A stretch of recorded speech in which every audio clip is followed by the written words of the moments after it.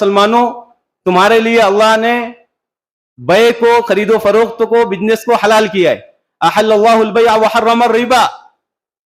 बहुत जगह अल्लाह ताला रीजन बताते हैं क्यों हराम कर रहा हूं, और कुछ जगह अल्लाह ताला डिक्लेयर कर देते बस हराम है, खलास मैं जानता हूं क्यों हराम कर रहा हूं, नहीं बता रहा हूं रीजन। अब जो मानने वाला है मानेगा, जो नहीं मानने वाला है नहीं माने। फमन जाअहु मौइज़तुम मिन रब्बिही फंतहा फलहु मा सलफ। अब शराब जब उतरी तो अल्लाह ने उसके रीजन बताए, इसके नुकसान बहुत हैं, आदमी समझता नहीं है, ये है वो है, फिर अल्लाह ने उसको हराम किया।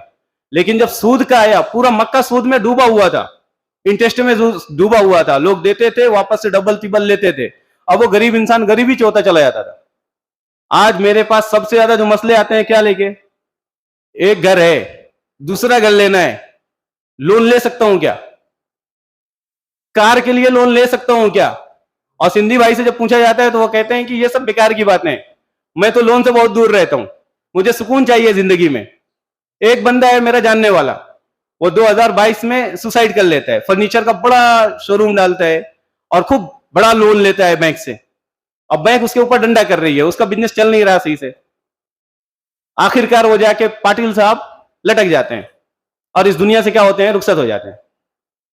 तो अल्लाह तबारक व तआला जब सूद को, इंटरेस्ट को हराम करते हैं तो डायरेक्ट कहते हैं हर्रम रिबा, खलास।